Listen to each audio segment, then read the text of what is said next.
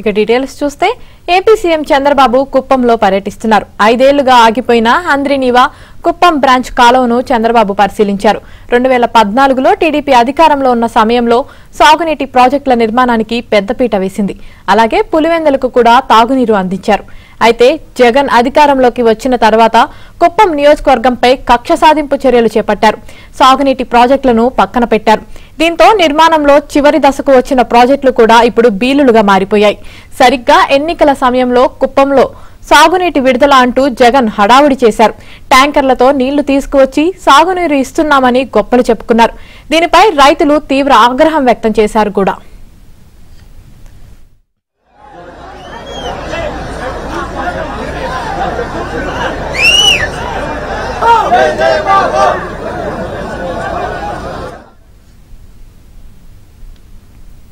నాలుగోసారి ముఖ్యమంత్రిగా బాధ్యతలు స్వీకరించిన తర్వాత తొలిసారి కుప్పం నియోజకవర్గంలో చంద్రబాబు పర్యటిస్తున్నారు. తొలిసారి నియోజకవర్గానికి వచ్చిన చంద్రబాబుకు కుప్పం ప్రజలు ఘన స్వాగతం పలికారు. బ్రాంచ్ కాలువను పరిశీలించిన చంద్రబాబు అధికారుల నుంచి వివరాలు తెలుసుకున్నారు.